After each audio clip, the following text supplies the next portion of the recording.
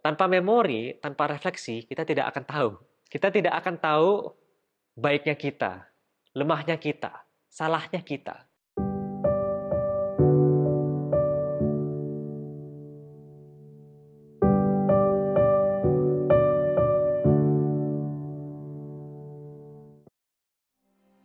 Jadi, aku akan menjelaskan sedikit latar belakang untuk bisa lebih memahami dan mendalami isi lagu Museum Memori.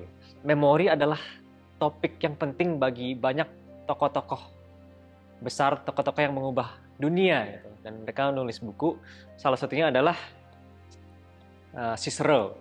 Dan Cicero adalah senator dan orator Romawi terhebat sekaligus filsuf yang bijak. Dan menurut Cicero, memori adalah kunci dari segalanya. Dari moralitas, identitas, relationships, dan lain sebagainya. Jadi coba kita bayangin seseorang yang lupa ingatan. Orang itu kena amnesia, dia itu tidak ingat siapa teman dekatnya mungkin, siapa orang tuanya. Dan oleh karena itu dia tidak ingat siapa itu dirinya sendiri. Dia akan merasa hilang karena dia tidak akan tahu identitasnya. Dan manusia itu sebenarnya juga cenderung melupakan banyak hal. Dan makanya muncullah museum. Karena museum adalah simpanan memori manusia, memori bumi, memori segalanya yang bangkit dan jatuh. Dan semua itu dihargai. Jadi sebelum ada komputer, yaitu mesin yang bisa menyimpan ribuan, bahkan jutaan ya memori yang dibentuk digital, sebelum ada fotografi, sebelum buku itu murah, sebelum buku itu tersedia di mana-mana, ada memori kepala. Dan hebatnya memori kepala itu adalah memori kepala jauh lebih sakti daripada memori digital. Kenapa? Memori kita bisa membuat gambar yang lebih cepat daripada Photoshop, menciptakan lagu yang lebih cepat daripada musik studio, bahkan menyetelkan film di kepala tanpa kamera, tanpa production, ya kan, tanpa editing, tanpa visual effects. Maka itu bagi banyak sosok terkenal sebelum era digital, memori adalah suatu mukjizat dan bisa dibilang misteri. Memori itu adalah sebuah gift, sebuah skill yang dibutuhkan oleh banyak orang. Takkan ada guru besar tanpa memori. Dan bahkan kitab-kitab suci itu baik yang dihafalkan ya, jadi melalui memori, seperti contohnya Quran, seperti Mazmur di Alkitab, seperti mungkin klasik kuno Homer yang berjudul Iliad dan Odyssey. Dan dulu ada banyak yang namanya metode memori. Contohnya yang dipakai itu ada gambaran, ada nyanyian, maupun ada yang namanya Istana Memori. Jadi sekarang aku minta izin untuk membedah lagu Museum Memori seperti kita jalan dari satu ruang ke ruang lain. Dalam arti satu bait di lagu Museum Memori adalah satu ruang. Jadi seperti di museum, setiap ruang ada temanya sendiri. Jadi coba kita mulai dari verse 1. Buat mereka hanya sebatang kayu. Buat aku pedang milik pejuang. Buat mereka hanya daun berjatuh. Buat aku liar badai dan panah. Buat mereka hanya bumi, buat aku kerajaan. Ruang pertama di Museum Memori adalah memori masa kecil. Memori masa kecil itu penuh dengan kenangan ya, penuh dengan memori-memori yang indah. Waktu kecil dunia itu tidak ada yang sederhana. Dunia itu penuh daya, dunia itu dimaknai dengan metafora, dengan cerita, seperti kayu sebagai pedang pejuang, bumi sebagai kerajaan. Nah, jadi ada konsep yang namanya play, yang di bahasa Indonesia mungkin bisa diterjemahkan menjadi main ya. Dunia itu layak untuk di-enjoy. Dunia itu adalah playground. Itu yang dimaksud dengan play. Kadang kita menginterpretasi aktivitas-aktivitas seperti lari-lari, seperti bermain pedang, seperti petak umpet. Aktivitas yang sebenarnya tidak ada gunanya. Tujuannya cuma itu, play. Tapi kita juga salah jika kita bilang aktivitas seperti itu adalah aktivitas yang tidak penting. Karena aktivitas-aktivitas seperti itu penting buat perkembangan sosial dan imajinasi anak-anak. Dan mungkin pas kita dewasa, kita kehilangan itu. Kita kehilangan imajinasi keanak-anakan, imajinasi play, dan kita lupa dengan rasanya untuk mengenjoy dunia. Imajinasi kita menjadi redup. Jadi kita terbatas. Kita berhenti untuk mengagumi. Kita selalu berhenti untuk memaknai gitu, atau mencoba untuk memaknai. Jadi hal-hal yang biasa sebenarnya bisa menjadi luar biasa melalui play, melalui memaknai. Atau mungkin hal-hal yang biasa memang luar biasa. Kita doang yang melupakan kapasitas kita untuk menemukan maknanya.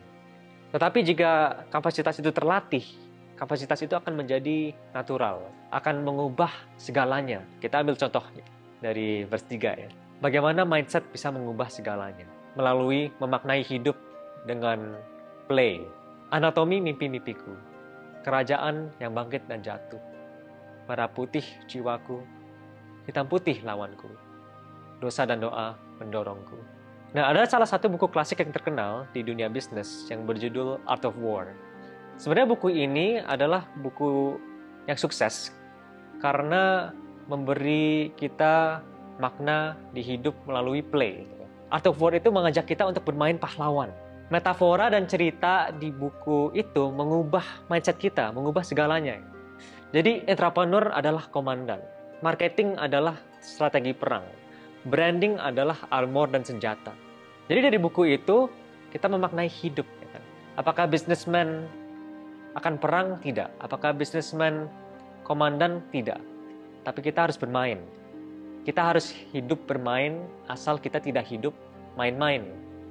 Mindset hidup, kerja, makan, tidur, repeat. Bisa dibilang hidup menjadi boring ya.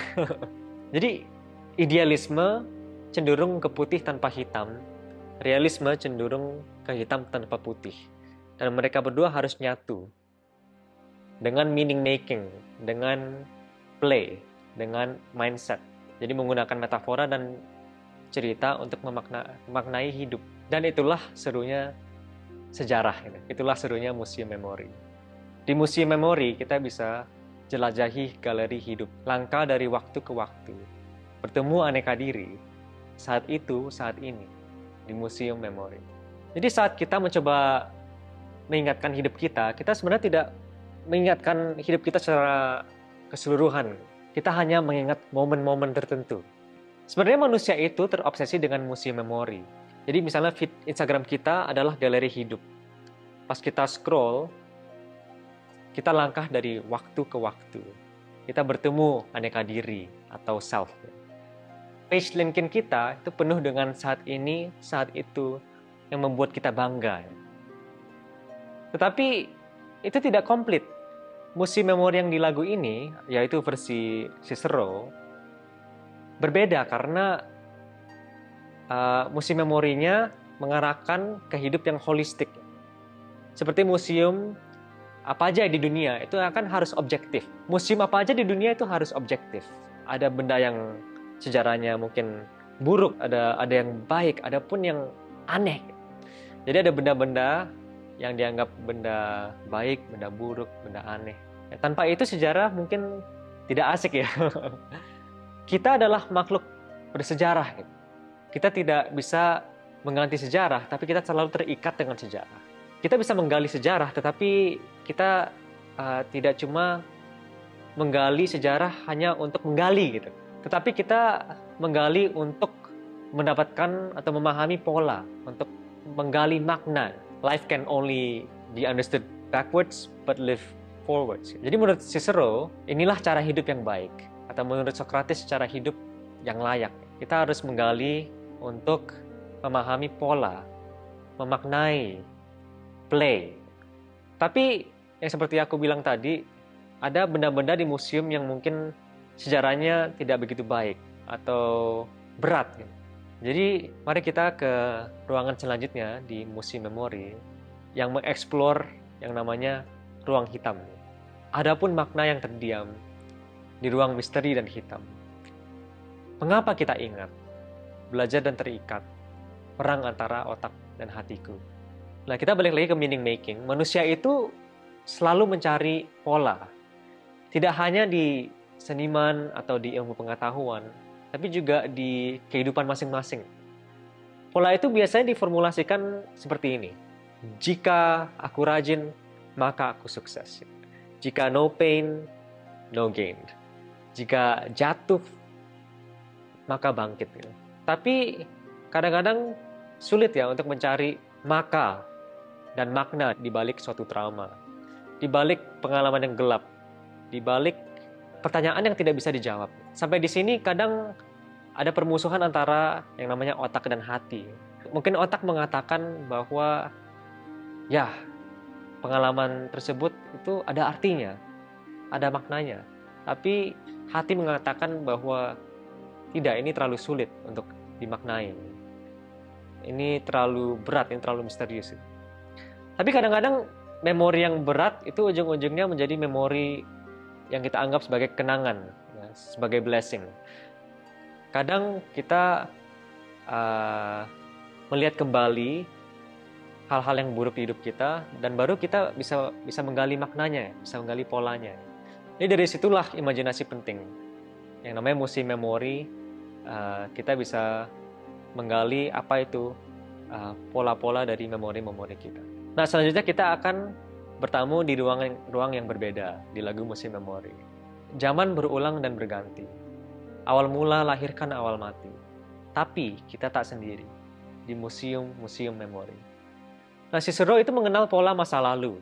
Tokoh-tokoh terkenal, sejarah Roma, bahkan sejarah negara tetangganya mungkin. Maka ia mengenal pola masa depan. Kita bisa membantu prediksi masa depan melalui pola-pola dari masa lalu. Jadi ada kutipan dari Eva Braun, dia adalah guru besar, profesor buku besar atau great books. Dia mengatakan bahwa arkeolog itu menggali daratan, dan dia akhirnya menemukan daratan dari zaman yang berbeda. Dari situ kita bisa melihat bahwa sejarah itu bertumpuk-tumpuk, sebab akibat. Dan setiap kisah di sejarah itu mungkin bisa gonta-ganti. Tapi yang penting kita bisa belajar dari pola-pola dan makna aktivitas manusia. Makna yang diberi oleh manusia juga. Pegang tanganku, jalan denganku di ruang museum memori. Renungi aku, tanya padaku di titik museum memori. Ini sebenarnya tema besar di lagu ini adalah persahabatan atau friendship. Kita sebenarnya terobsesi dengan marriage, dan kadang kita lupa ya bahwa marriage adalah friendship. Kita semua ingin pasangan, dan kita lupa bahwa kita semua perlu sahabat. Jadi ada beberapa buku-buku, bahkan ada banyak ya lagu-lagu yang ditulis temanya romance gitu, marriage. Coba kita banding, ada berapa buku dan lagu yang ditulis tentang marriage atau menuju marriage, dan kita compare ada berapa buku dan lagu yang ditulis tentang friendship. Pasti jaraknya jauh ya, drastis ya. Nah, tidak hanya aku kagum bahwa banyak karya klasik yang menulis tentang memori, tapi ada banyak karya klasik yang tulis tentang friendship dan relationship antara mereka berdua, friendship dan memori. Nah, jika kalian pernah baca surat-surat dari masa lalu, dari mungkin zaman dulu ya, surat-surat yang ditulis dari teman ke teman atau antara sahabat, antara guru, itu seperti surat-surat yang ditulis ke kekasih gitu. Wahai teman, aku merindukanmu. Engkau adalah separuh aku. Engkau adalah alter ego aku. Jadi pertemanan itu sesuatu yang seharusnya kita tidak take for granted gitu. Malah menurut Aristoteles, ada 3 tipe friendship. Friendship of use, friendship of pleasure, dan friendship of virtue. Berdasarkan keuntungan, kesenangan, atau kebajikan. Dan di filsafat friendship itu, friendship yang berdasarkan kebajikan itu penting untuk hidup yang baik, untuk hidup sejahtera, untuk hidup dengan integritas moral, hidup yang penuh refleksi. Karena friendship ini itu bergotong royong ke virtue dan wisdom. Bergotong royong ke virtue dan wisdom itu sebenarnya perlu akses ke memori. Mungkin kita pun tidak tahu kita tidak bisa sebut 5 momen yang di hidup kita yang merubah hidup kita. Nah, tanpa memori, tanpa refleksi, kita tidak akan tahu. Kita tidak akan tahu baiknya kita, lemahnya kita, salahnya kita. Dan kadang refleksi ini harus dibantu dengan mata orang lain. Karena ada hal-hal yang tidak bisa kita lihat tentang diri sendiri. Jadi friendship, komunitas, nations, mereka itu sebenarnya satu karena shared memory. Contohnya, kita tidak ingin perang lagi karena kita mengenal memori keburukan perang saudara mungkin, atau perang internasional seperti perang dunia. Teman-teman terbaik dan teman-teman terdekat kita memiliki memori, shared memory, karena kita mengalami hal yang sama, gitu. Entah itu ke tempat yang sama, atau bermain instrumen yang sama, maupun curhat bersama. Jadi untuk membawa orang lain bertamu di museum memori diri kita, itu adalah sesuatu kebajikan. Tanpa itu, ya tidak ada yang namanya terapi.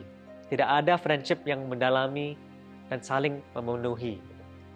Jadi, gandenglah teman kalian atau kekasih kalian dan bertamu di museum memori.